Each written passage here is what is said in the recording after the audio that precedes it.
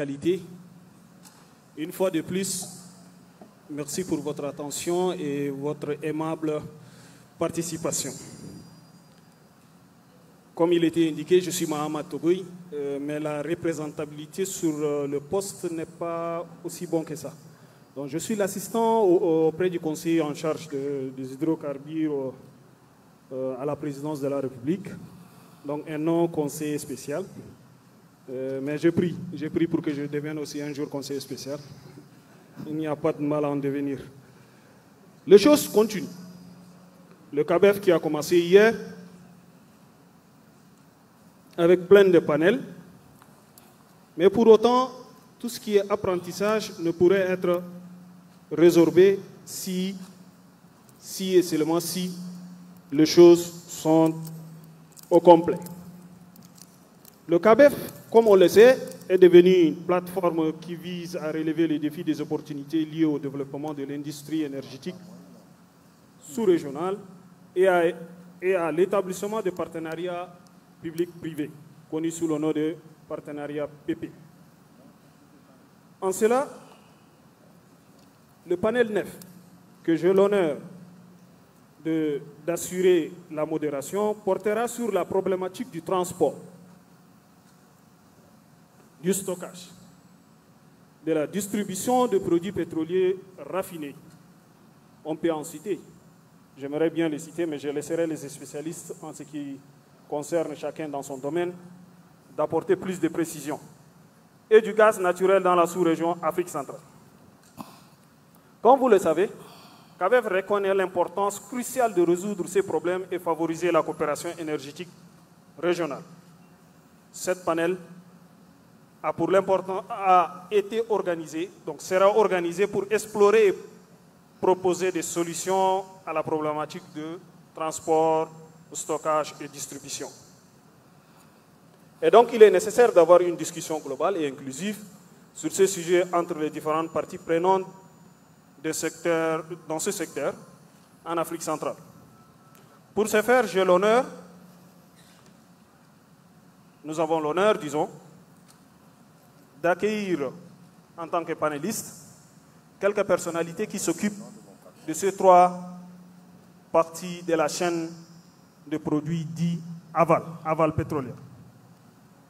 Premièrement, nous avons Dr Huno Sugar Koua, qui est le conseiller en charge des questions hydrocarbures, pas que ça, de l'énergie et des mines, du chef de l'État. En deux, nous avons normalement la directrice adjointe de la raffinerie, qui est ici représentée par monsieur, je n'ai pas eu votre nom. Gabi Eric, merci beaucoup, c'est très gentil. En trois, nous avons Gabriel Eteki. Monsieur, merci beaucoup, merci. Monsieur Gabriel Eteki, DGA des Sociétés Camerounaises de dépôts pétroliers, n'est-ce pas? SCDP. En quatrième, nous devrions normalement avoir le directeur général de ARSAT, Autorité de régulation du secteur aval pétrolier du Tchad, qui est ici représenté par son directeur technique Hamad Tahafaddin. Et nous avons Simon Palais, DG de Tradex.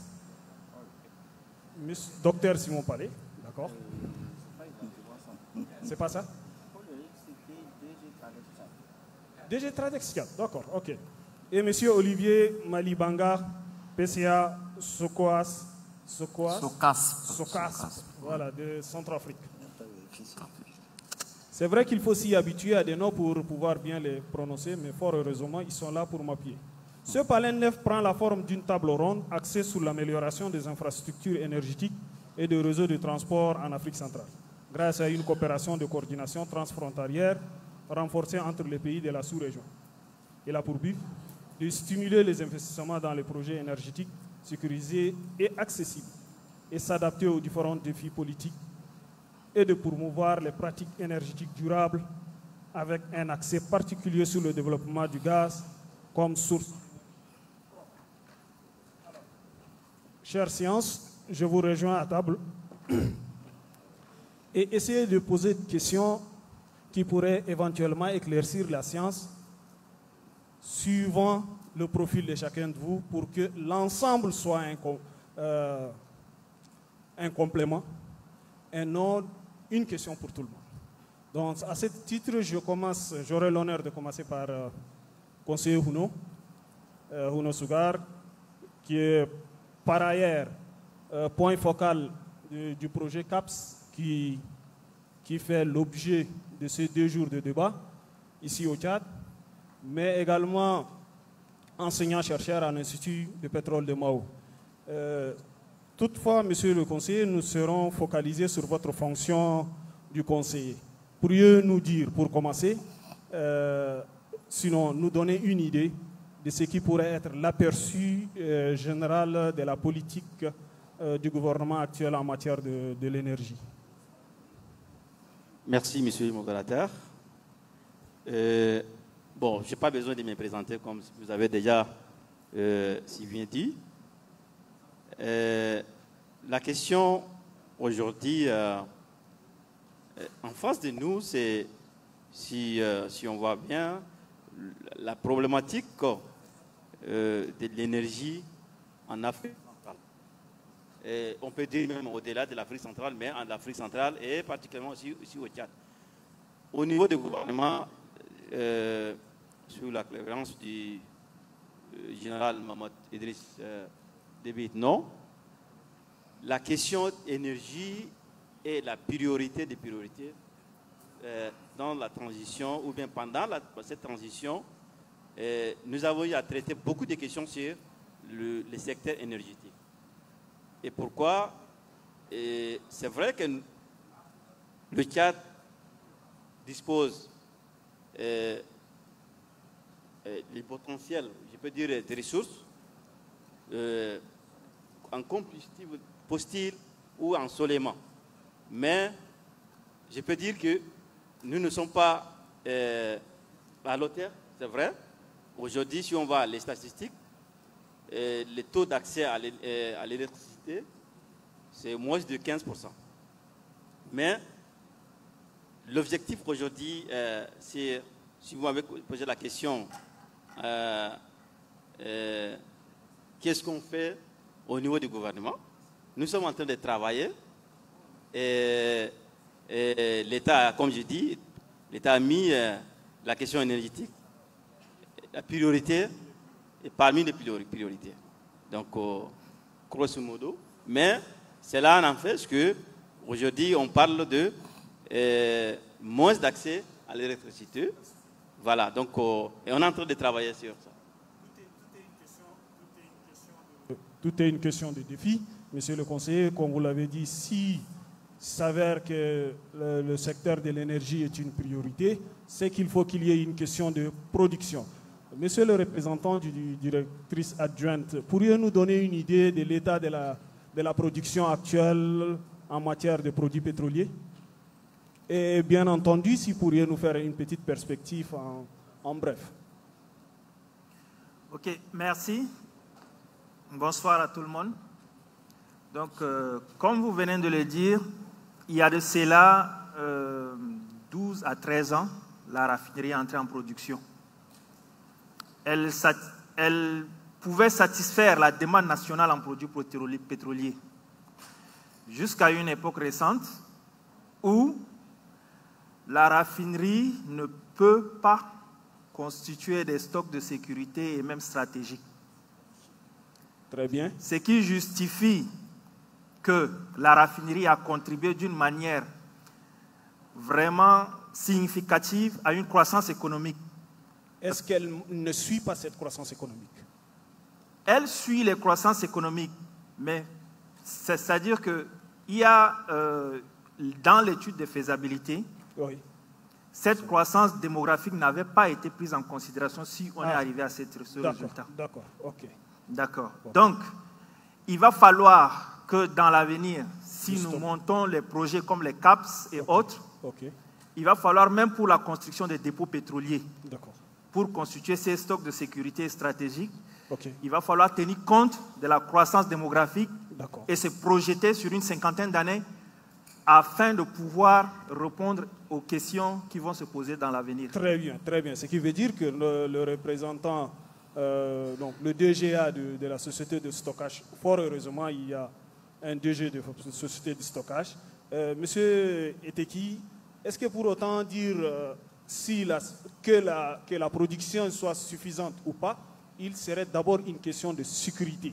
Et s'il y a lieu de sécurité, est-ce que c'est une question uniquement de stockage qui relève effectivement de votre responsabilité? Merci pour la parole donnée.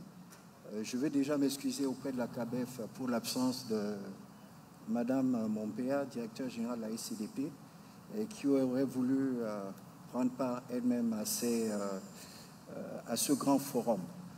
Ceci dit, je vais tout simplement essayer de recentrer un peu le débat parce que je crois qu'on parle des problématiques de transport, de stockage et de distribution. Donc, tout ce qui vise la logistique. Et le projet que le CABEF porte vise à justement aider dans cette logistique. Parce que ce qu'il faut savoir, c'est que ce sont des éléments qui sont liés. Quand on parle de pipe, ça veut dire que ça peut avoir un impact sur le stockage. Si jamais on parle de pipe, on peut avoir besoin de moins de stockage, tout simplement parce qu'on peut mettre à disposition les produits beaucoup plus facilement. La difficulté qu'on a en Afrique centrale est simple. On a des 6 pays de la CEMAC, il y en a 4 qui ont accès à la mer et 2 qui sont enclavés.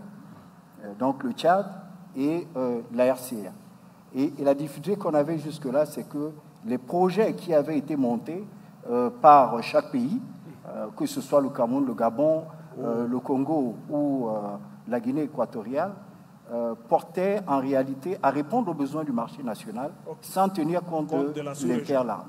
Donc ça fait qu'aujourd'hui, ce problème devient criard. Ce d'autant plus qu'on a une difficulté au niveau de la sous-région parce qu'on n'a pas suffisamment de raffineries. On a 3 raffineries aujourd'hui qui arrivent à produire à peu près 74 000 barils jour. Ce qui situerait ce qui est très très faible. Selon les besoins.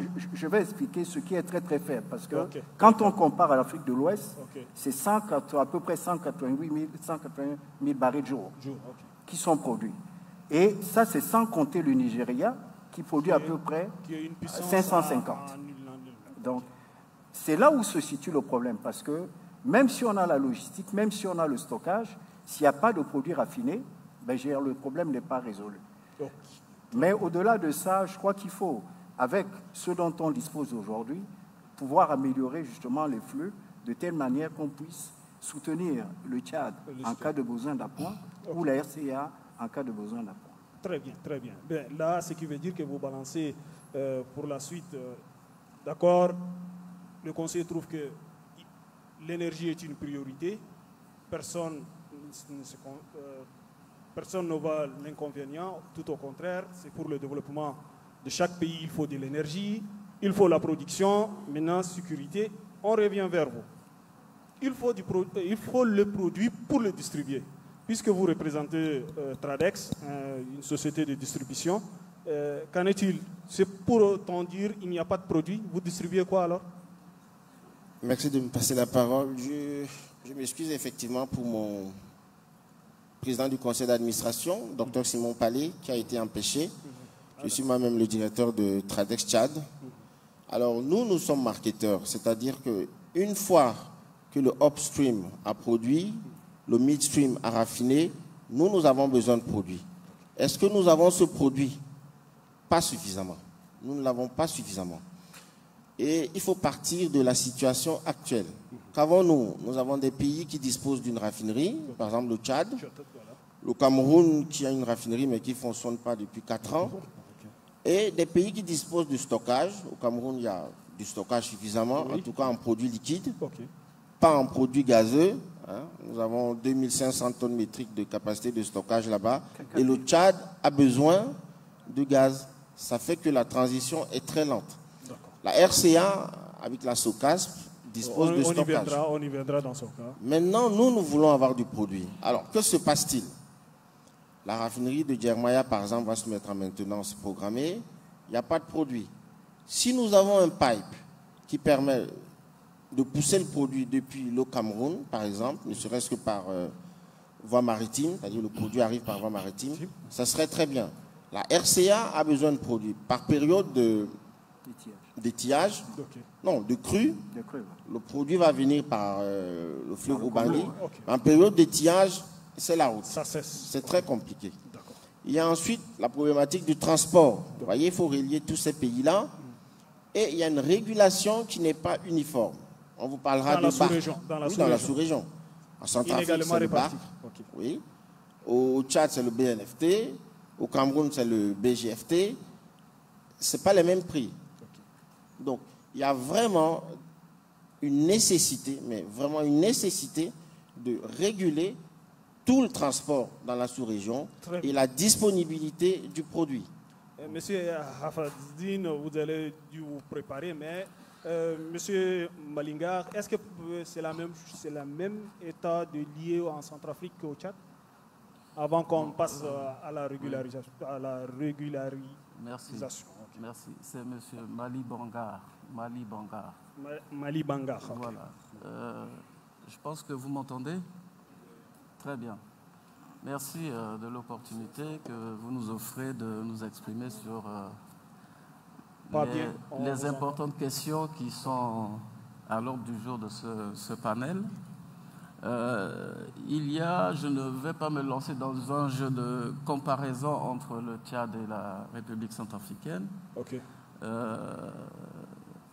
Du fait que notre mécanisme d'approvisionnement sur toute la chaîne repose sur deux axes. D'accord. Par Kinshasa, étant entendu que Kinshasa est approvisionné par pipe à partir de Matadi et par bateau de Kinshasa à Bangui, d'une part, pendant la saison pluvieuse. Oui. Donc, la saison favorable. On peut remonter les produits par bateau jusqu'à Bangui. Et en saison sèche, cela n'est plus possible. Donc, on s'appuie davantage sur le deuxième axe qui est l'axe routier par le Cameroun. Occasionnellement, on s'adresse au Tchad. Parfois par le Soudan. Et plus loin, on va jusqu'en Ouganda. Mais ça, c'est vraiment marginal. Et vous arrivez à satisfaire le besoin? À quelle mesure? Justement, c'est là où se pose le problème. Cela suppose qu'il nous faut avoir des actifs logistiques de stockage suffisamment importants pour faire le maximum d'approvisionnement, étant entendu que par le fleuve, c'est à moindre coût. Donc, faire le maximum d'approvisionnement pour pouvoir tenir en saison sèche. Or, nous avons cette difficulté. Voilà, nous n'avons pas une capacité suffisante de stockage. Malheureusement. Et il y a aussi cette question récurrente de disponibilité de produits, parce que quoi qu'on ait des actifs logistiques, il faut avoir la disponibilité en permanence et en quantité suffisante. Est-ce que vous voulez dire qu'à l'intérieur ou bien le besoin même sur le marché mondial? Sur le marché mondial, à partir des premières frontières côtières. Il faudrait que soit suffisamment disponible pour pouvoir recueillir, les stocker. Voilà, que nos voisins qui sont côtiers puissent nous mettre sur le marché suffisamment de produits au travers des opérateurs que sont les marketeurs, nous mettre les quantités dont nous avons besoin en temps voulu pour tenir dans les périodes basses que j'appelle la saison sèche. D'accord, très bien. Monsieur Avadine, en revenant vers vous, il y a carrément ce ton accusateur envers vous. Est-ce que le régulateur que vous représentez, les distributeurs l'accusent de ne pas bien faire les choses? Qu'en est-il de la régulation? Vous n'avez pas de micro? Il faut tout réguler. Il faut rappeler à la science qu'il faut tout réguler. Réguler dans le sens qui entre sous votre contrôle, ce qui veut dire qu'il faut réguler ce qui est entre le besoin, la demande et l'offre. N'est-ce pas? Bon, merci, monsieur le modérateur. Bon, la régulation du secteur pétrolier aval, c'est depuis la production jusqu'au consommateur final.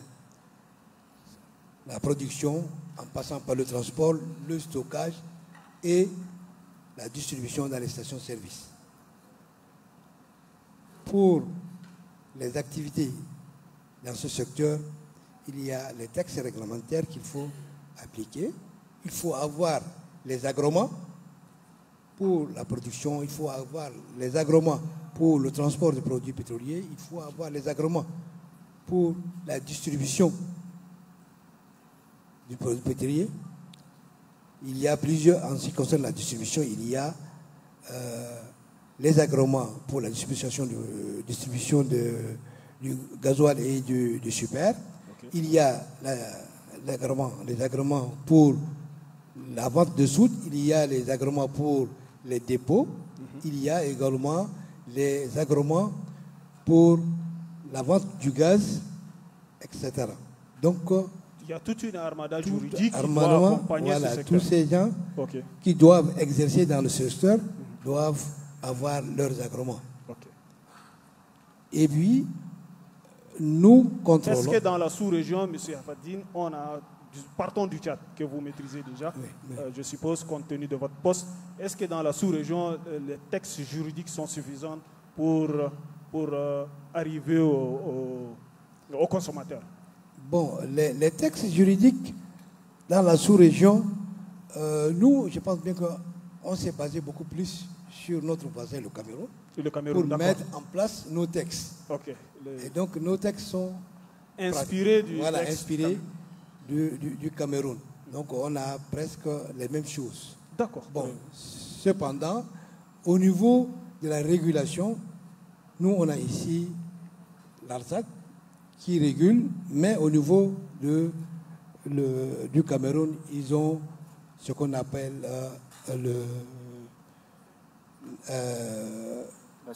au secours,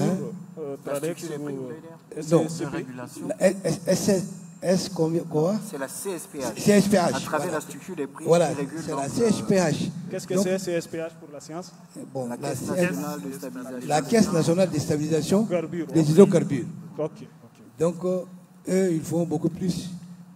Ils sont basés beaucoup plus sur. C'est une très belle comparaison. Voilà. Quand au Tchad, vous basez sur le Caneva qui mènera d'un point à un autre, eux, ils se basent plutôt sur le prix. Bon, nous également, on a cette partie. Parce que vous dites qu'il faut une certification pour chaque sous-secteur. Oui. N'est-ce pas? Bon, j'ai dit, parce que la CSPH se base beaucoup plus sur la structure des prix.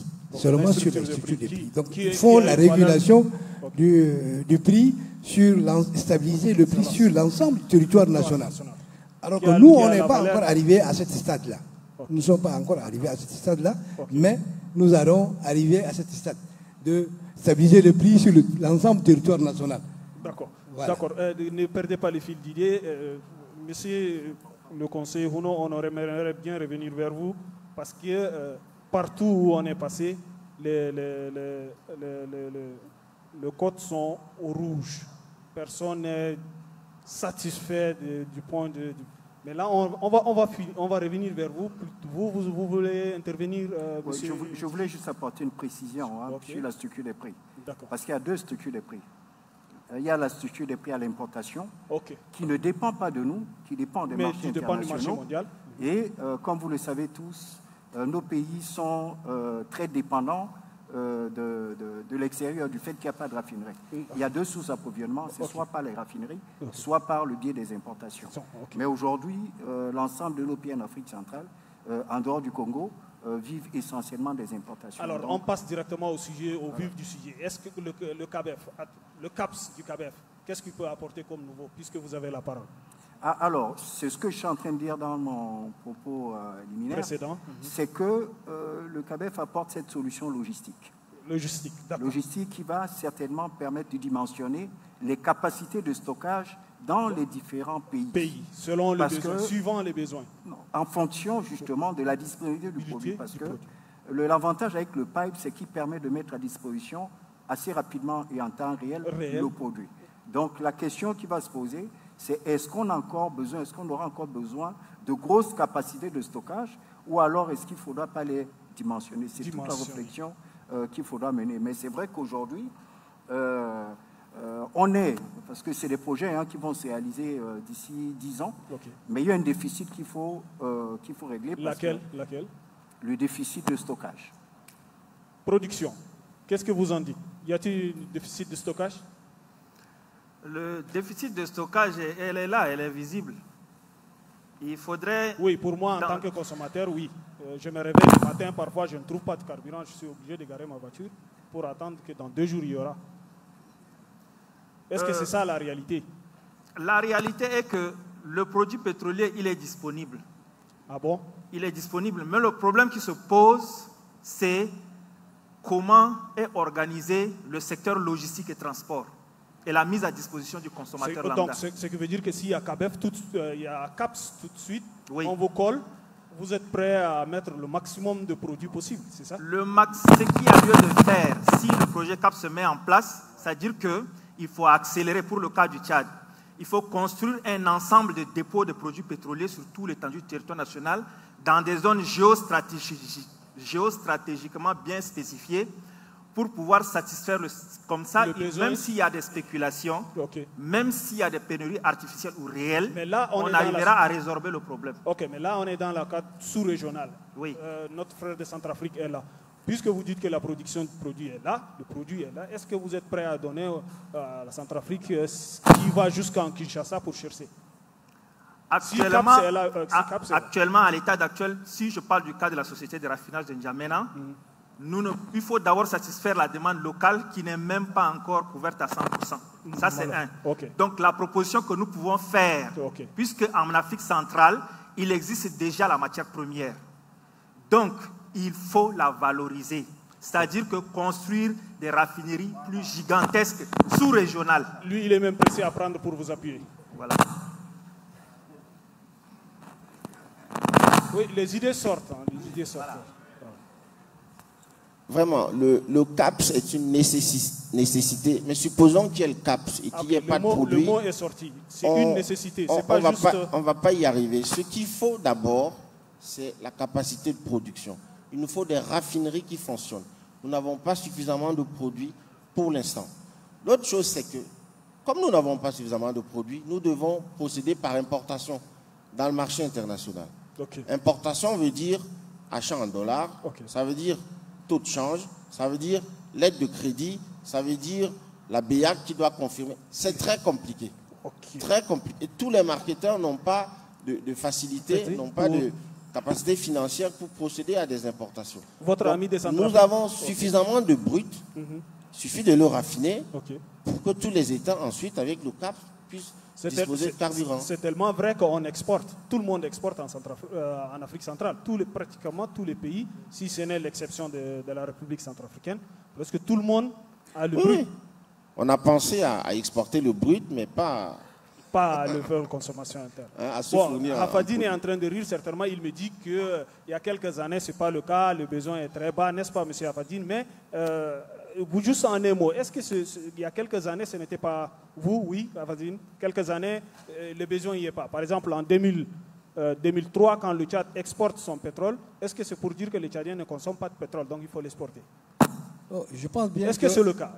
Pour aller vite. Je pense bien que oui. La raffinerie, à un certain moment, a pu mettre à la disposition de la population les produits qu'elle demande. Elle a la capacité de mettre.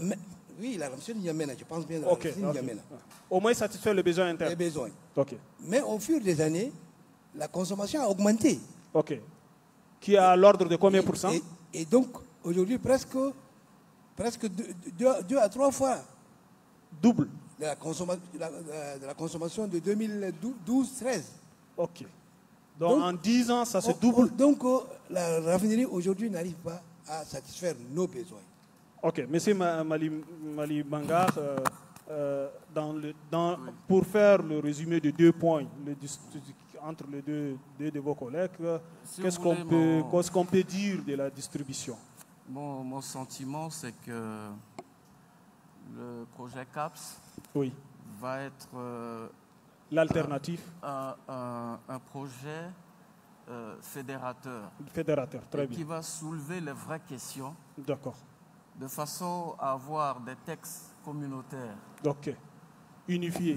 Voilà, un schéma directeur qui commun prend en compte les schémas directeurs pays. De chaque pays. Etc., etc. Donc ça va être vraiment bénéfique. Et peut-être même, ça va nous permettre d'amener des réformes. Okay. Comme a dit mon voisin tout à l'heure, le dimensionnement des dépôts va être revu en fonction de cette opportunité de transport facile, les coûts, etc. Parce que ce qu'on ne vous a pas dit ici, c'est que quand il y a la disponibilité des produits, il y a des négociations très, très, très importantes derrière pour pouvoir conclure les contrats. Est-ce que vous faites allusion à l'image de ce matin où il est montré des pipelines passant par le Cameroun, acheminant jusqu'au Tchad, en passant par la Centrafrique? Est-ce que c'est de ça exactement que vous voulez parler? Peut-être ça, mais de manière améliorée, puisque nous ne sommes qu'au début de la conceptualisation du projet. Ok, donc très bien. Maintenant, en faisant le tour, le problème se focalise sur les besoins. Les besoins. Plus précisément, l'un d'entre vous, intervenants, dit, surtout celui qu'on l'accuse de n'avoir pas mis assez de la production, qui disent que le produit brut même y est, mais qui n'est pas renfilé, n'est-ce pas? Ainsi, on va revenir vers conseiller Huno. On a commencé par vous, on finit par vous. Non pas parce que vous détenez les solutions à clé, mais qu'en étant à côté du chef de l'État, en ayant un aperçu général sur la politique nationale de l'énergie, que pensez-vous de tous ces points révélés, et notamment en étant le point focal du CAPS, est-ce que le CAPS est la solution attendue? Bon, merci. Moi, je pense qu'il y a un petit point qu'on n'avait pas encore soulevé. Ok, on l'a omis alors. D'abord, à chaque fois, on dit l'Afrique dispose des ressources, de potentiel. Mais pourquoi l'Afrique reste toujours sans l'accès à ces ressources? Voilà, à ces ressources. Moi, je pense qu'il y a un problème. D'abord, il y a un problème d'enclavement. Ok. Dans le Tchad et la Centrafrique souffrent, par exemple. Le Tchad, je peux dire même des sous-régions. L'Afrique centrale est l'une des régions où elle est plus enclavée. Okay. Ça, c'est par faute d'infrastructure, certainement. Voilà, la faute d'infrastructure. Et deuxième point ici, c'est nous n'avons pas un cadre juridique. Okay. Il faut qu'il y ait vraiment un cadre juridique, même si on a des ressources, même si nous avons exploité, il faut un cadre juridique. Régissant tout la sous-région. Quand vous avez parlé de régulation, il faut vraiment un cadre juridique. Il faut aussi un clément des business. Okay. Voilà, donc comme ça, nous pouvons satisfaire la population et les investisseurs peuvent venir vers le pays. Mais monsieur le conseiller, en termes de production, donc maintenant, là, on est là pour l'aval. En amont, qu'est-ce qu'il y a? En amont, est-ce que, voilà, si on se fie à ce que le producteur de la raffinerie le dit, est-ce que le brut, on ne le met pas à leur disposition? Non, mais... il n'y a pas une politique d'exploration, il n'y a pas une politique d'exploitation. Qu'est-ce qu'il peut y en avoir pour qu'il ne paye pas avoir suffisamment de production? Il y a une politique d'exploitation. Si vous voyez aussi au Tchad, depuis 2003. Cameroun depuis les années 70. Voilà. Gabon depuis les années 60. Vous voyez, jusqu'à aujourd'hui, nous avons une seule raffinerie au Tchad. Comment voulez-vous satisfaire la population? Et tout récemment, quand on a eu des stocks, la maintenance de la raffinerie, nous avons eu tant de problèmes. Une crise entière. Voilà, une crise. Donc, ça veut dire qu'il faut qu'il y ait une politique, je peux dire même, de concevoir les nationaux. Okay. Il faut d'abord, pas nationaux, mais je peux dire les régionaux. Ok. Donc, ce qui veut dire... Nous sommes en train d'exploiter et envoyer vers le marché international. D'accord. Est-ce que, monsieur le conseiller, je vous interromps parce qu'on m'a fait signe que le temps est épuisé. Alors, le CAPS, qu'est-ce qu'elle peut nous apporter? Voilà, je peux dire que les CAPS... En tenant compte des soucis de chacun. Voilà, les CAPS, pour moi, c'est... Moi, je crois fermement à le projet CAPS. Ok, très bien. Tant mieux. Pourquoi? Parce que d'abord, si on voit bien, qu'est-ce qui vise, quelle est la vision, l'objectif des CAF? C'est faire l'interconnexion entre les 11 pays de la sous-région. Donc ça veut dire, si nous avons des carences ici au Tchad, on peut facilement avoir le produit qui est excédentaire dans un autre pays. Dans d'autres pays. Donc c'est un projet aujourd'hui, moi je peux dire, porteur même l'espoir ou l'avenir de l'Afrique. Très bien. Porteur de l'espoir. Il n'y a pas mieux terme pour finir ce débat. Le distributeur, le régulateur, le producteur, il y a l'espoir. Le CABEF porte cet espoir-là. C'est le conseiller qui le dit, hein, ce n'est pas n'importe qui. Donc on espère qu'il va souffler ça au chef de l'État et que cet espoir puisse se matérialiser. Modérateur, j'aurais bien voulu avoir 2 ou 3 intervenants qui pourront, malheureusement, aïe aïe aïe, dommage. Donc merci beaucoup, monsieur, merci, c'est très... Voilà, je laisse. Nous vous invitons à faire une photo de famille, tous ensemble, l'ensemble des panélistes avec le modérateur. Merci, monsieur Togoy, merci beaucoup pour cette modération. Veuillez vous avancer un peu au milieu là pour une photo de famille. Oui, effectivement, ici. Faites attention aux marches là. Après le tapis.